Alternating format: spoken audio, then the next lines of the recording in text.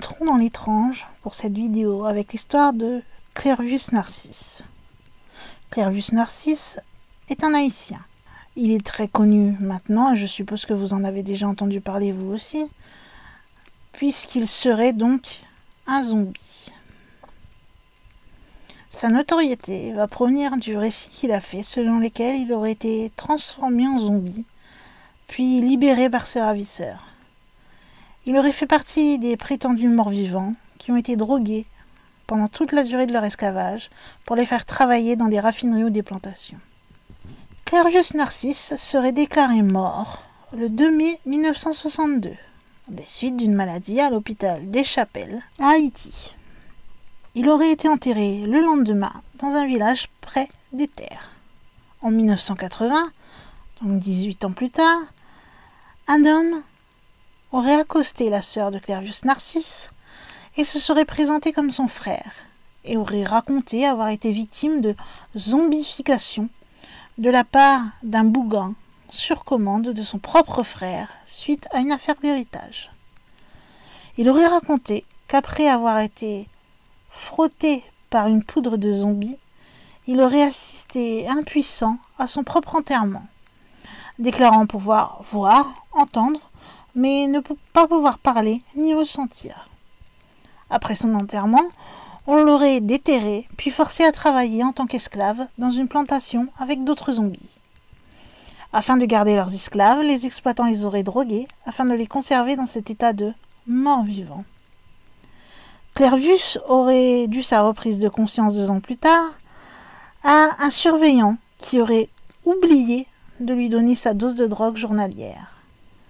Il aurait alors erré dans le pays, craignant de croiser son frère, et ce n'est qu'à la mort de ce dernier qu'il se serait enfin décidé à retrouver sa sœur pour lui révéler son identité. Bien sûr, il y a une hypothèse qui a été faite pour ce qui est arrivé à Clervius Narcisse. L'hypothèse vient d'un certain Wade Davis, qui est un anthropologue canadien. Il s'est intéressé à ce cas et il a écrit donc un long reportage concernant l'histoire de Clervius Narcisse. Beaucoup ont critiqué son travail et vont le mettre en doute du fait de ses convictions. Davis va supposer que la mort de Narcisse n'a été qu'une apparence, résultant d'une drogue qui est fournie par le Bokor qui le persécutait. En fait, il s'agit d'un paralysant qui est si puissant qu'il va plonger le corps dans un état de paralysie. La tétrodotoxine. On va retrouver cette même substance dans le crapaud des Cannes ainsi que dans le poisson globe.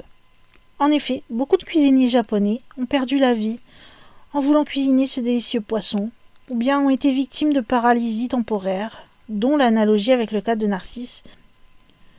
En ce qui concerne la privation de la mémoire et de la volonté, ainsi que l'obéissance aveugle aux ordres, Davis et d'autres spécialistes ont avancé au moins 3 causes qui peuvent coexister.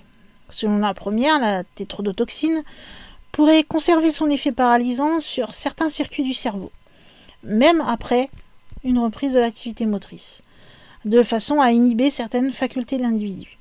Selon la deuxième théorie, le Bokor aurait fourni ultérieurement des drogues et des hallucinogènes à sa victime pour causer les effets mentionnés plus tôt.